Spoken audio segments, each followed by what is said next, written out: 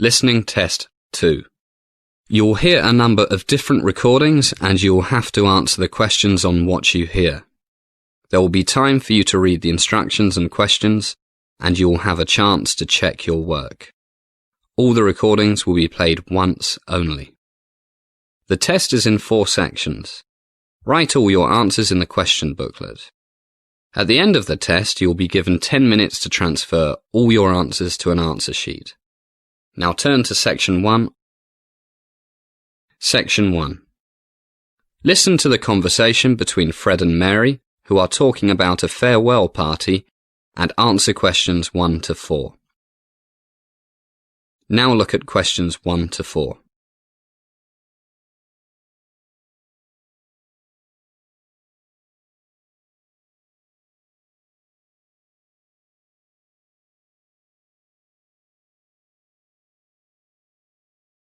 You will see that there is an example which has been done for you. On this occasion only, the conversation relating to this will be played first and repeated. Mary, thank God you're here. We've a ton of work to do if we're going to get everything ready for tonight.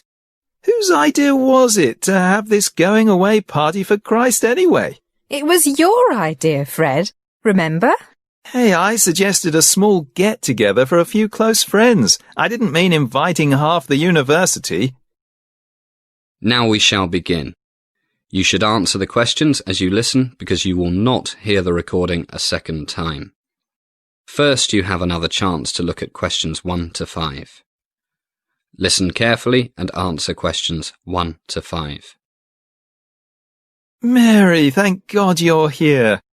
We've a ton of work to do if we're going to get everything ready for tonight. Whose idea was it to have this going away party for Christ anyway? It was your idea, Fred. Remember? Hey, I suggested a small get-together for a few close friends. I didn't mean inviting half the university. Well, it's too late now. We have about 3 hours to get everything under control.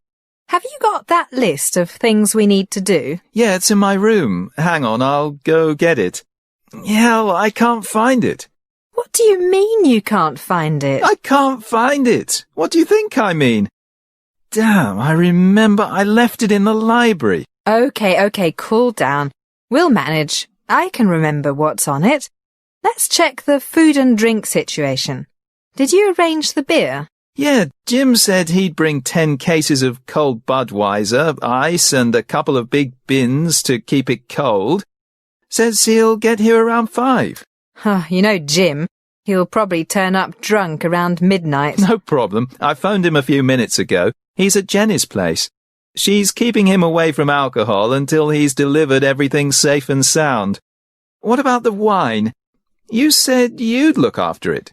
Oh my God, I completely forgot. What's the time? 3:30.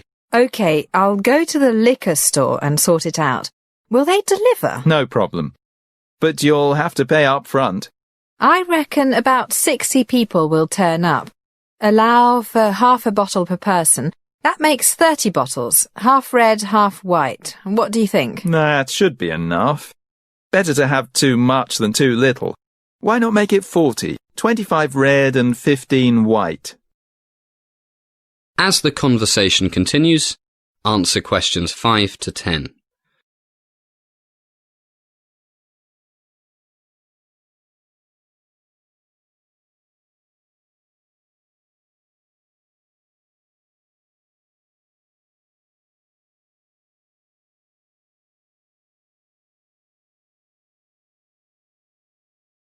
Yeah, I guess most people prefer red.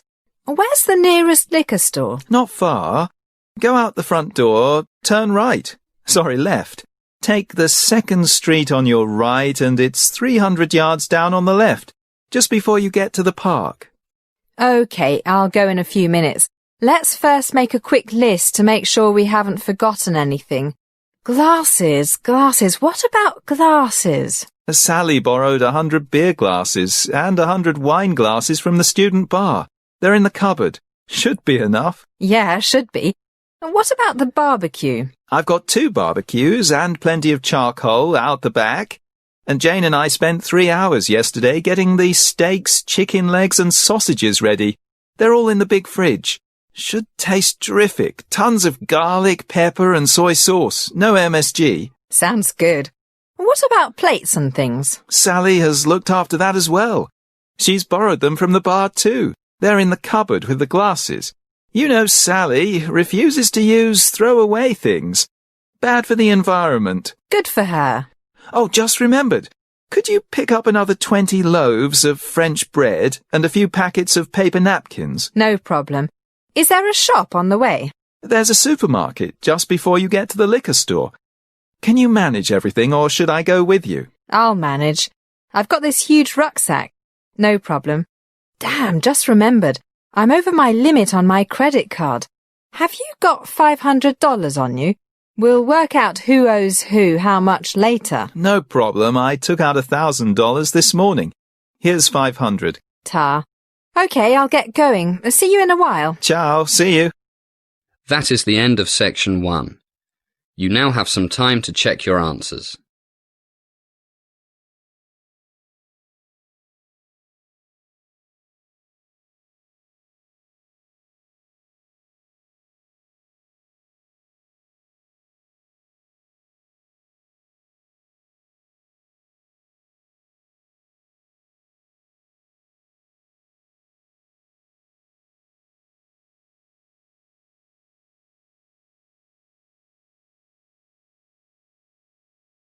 Now turn to section 2.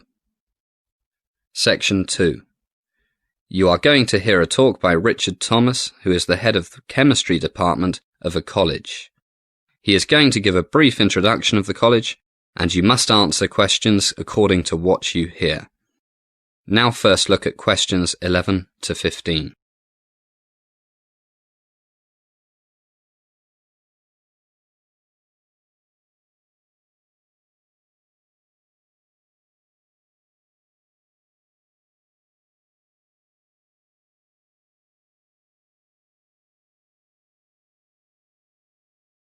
Good morning, everybody, and welcome to Royal Hospital College. What a beautiful September day you've brought with you. My name is Richard Thomas.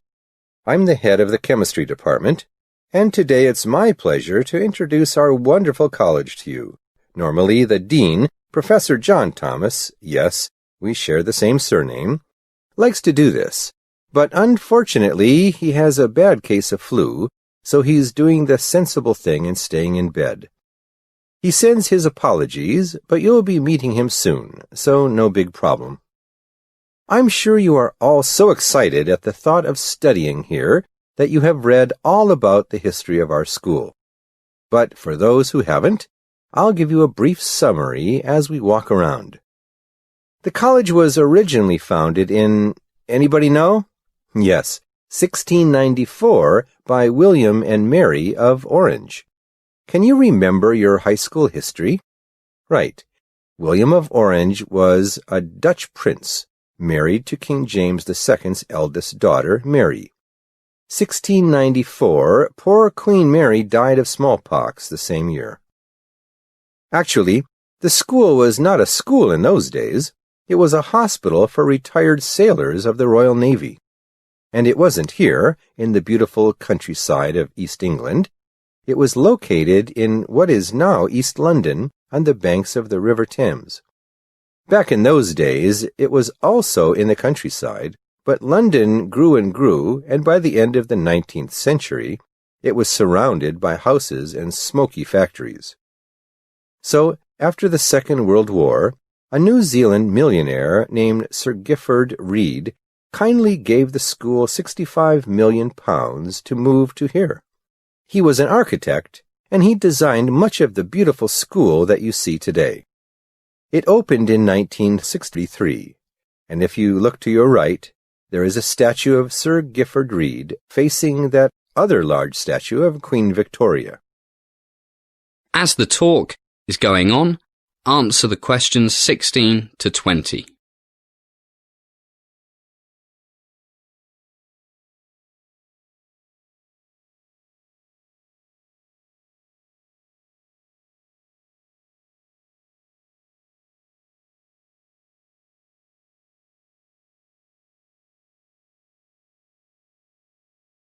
Okay, let's jump back to the 1700s.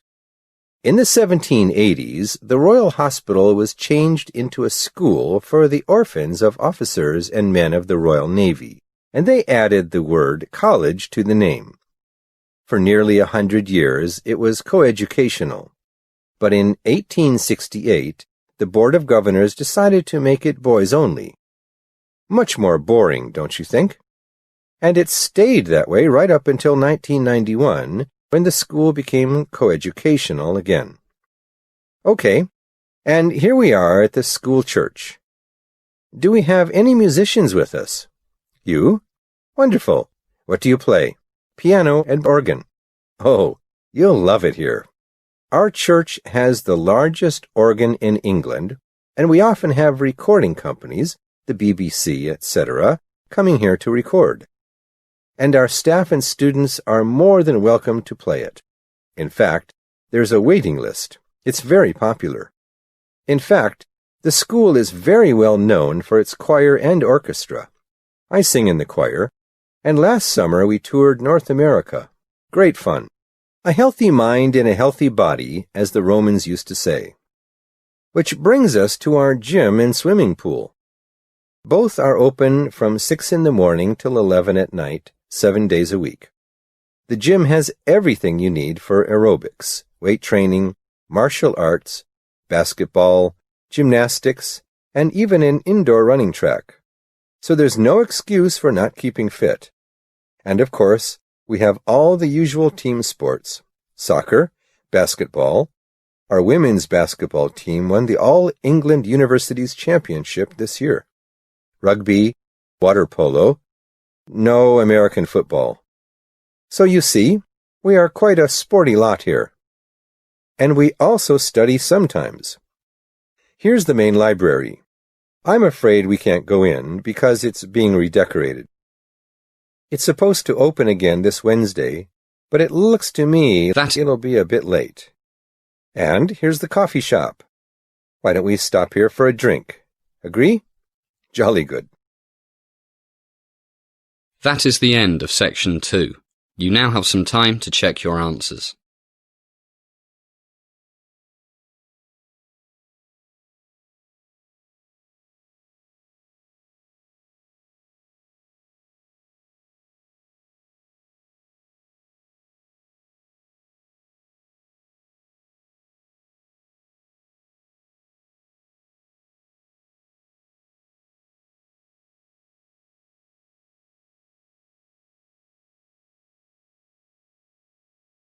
Now turn to section 3. Section 3. You're going to hear a conversation between John and Anne, two students who are talking about their survey. Answer questions 21 to 26 first. You now have some time to read questions 21 to 26.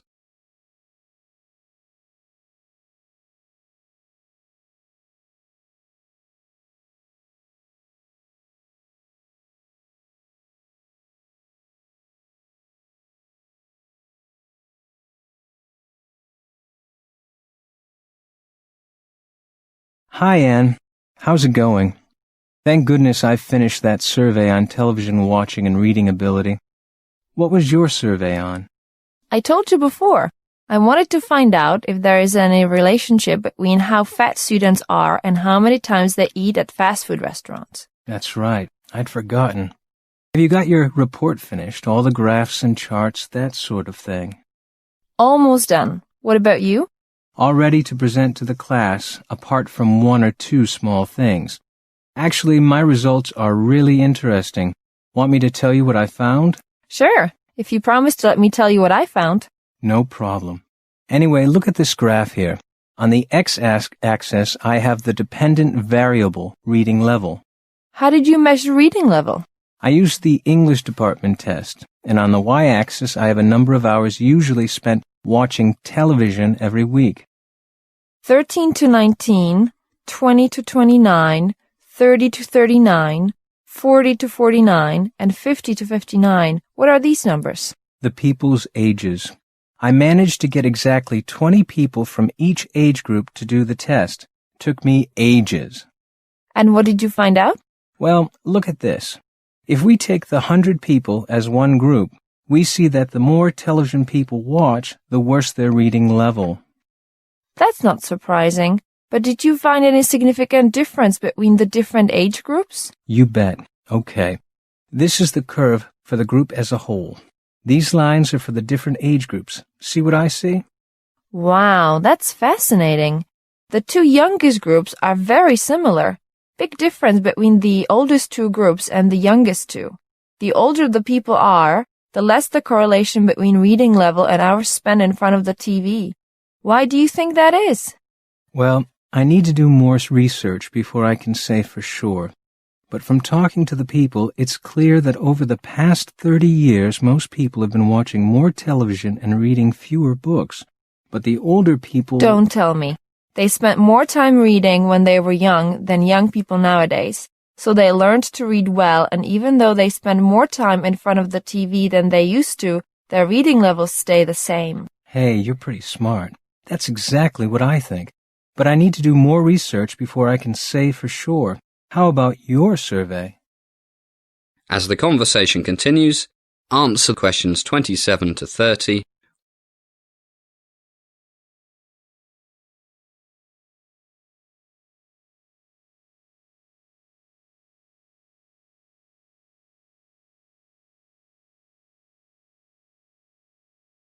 Nothing surprising. Well, actually, one thing is really interesting. Look, this is the number of times people usually go to a fast food place every week. And these are the percentages of people who are normal weight, overweight or obese, meaning really, really fat. Look, no fast food, only about 5% are obese. And look, 12 or more, about a third. And another graph, we have the number of hours they exercise every week. Wow, a big difference. More junk food, less exercise, more fat. I didn't think it would be so obvious. That's great work. Why do you think people who exercise more tend to eat less junk food? I asked everyone about that and found that people who care about their health do more exercise and eat fewer French fries and all that other greasy food, fast food stuff. Simple. That makes sense. But I see you found lots of people who eat the stuff more than once a day on average. I can't believe it. You'd be surprised. You're right. Hey, who's this guy? More than 12 a week? I bet it was Richard. He must weigh 260 kilos. And he's pretty short, all fat, no muscle. You're right. And he drinks tons of soft drinks. All that sugar. Okay, that's it. Healthy food only from now on. And get to the gym, fatty. That is the end of section 3. You now have half a minute to check your answers.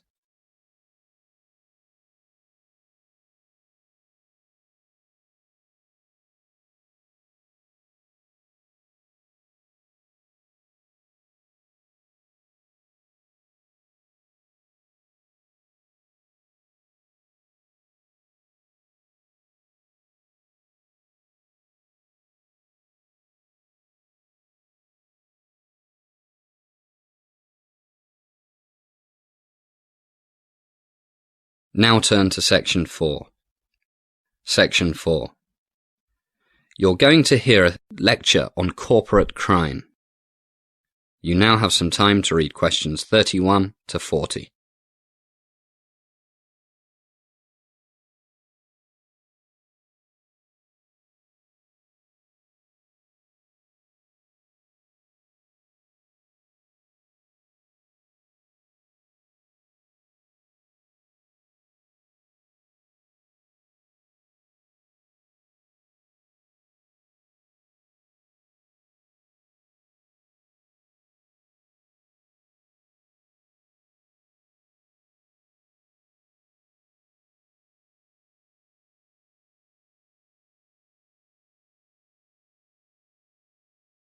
Good evening.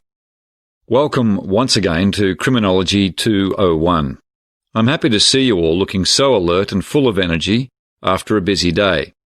Tonight, and for the next few weeks, we will be looking at what is clearly a very important topic, corporate crime. First of all, what do we mean by corporate crime? The simple answer, of course, is crime committed by a corporation, usually by the heads of a corporation working together. But what about a crime committed by, for example, the CEO of a company, who without the knowledge of his colleagues bribes a government official in order to get a big fat contract for his company? Well, we won't be looking at this kind of white-collar crime. Rather, we'll restrict our study to cases where the top people in a business entity work together and knowingly break the law, and especially those cases where, until they get caught, this type of unlawful behaviour is actually part of the corporate culture. First, why do they do it?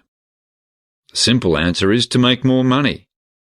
Well, most businessmen want to make more money, but they don't break the law to do so.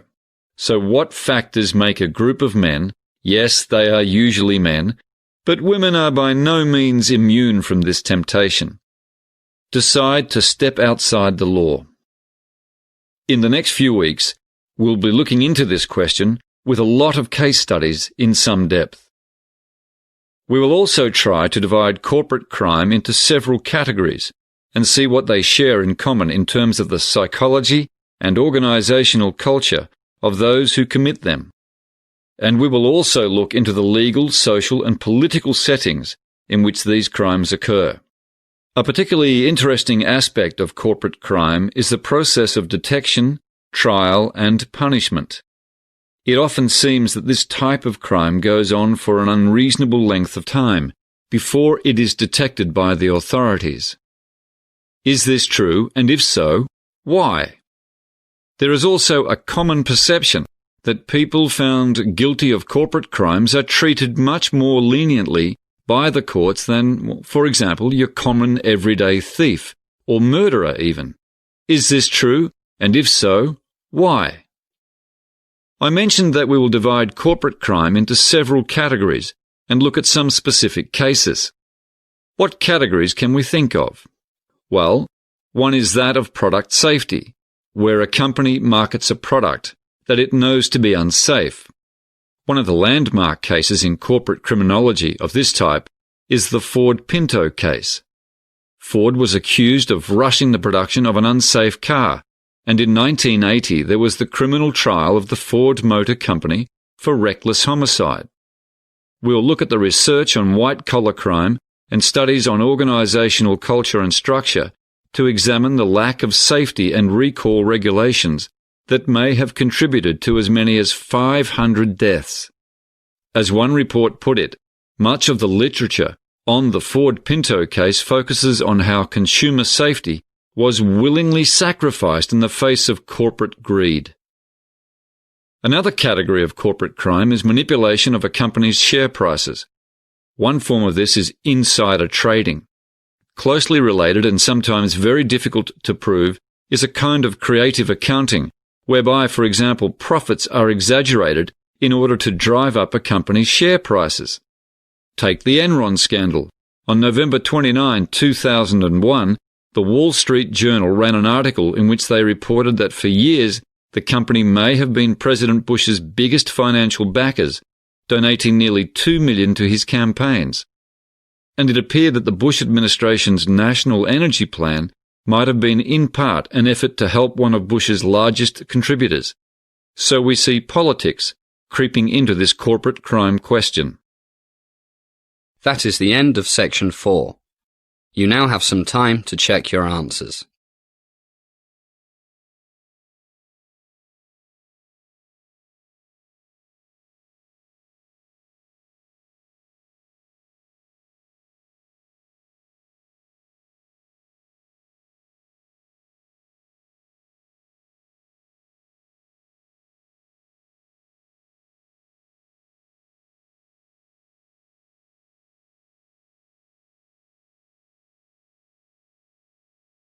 That is the end of the listening test.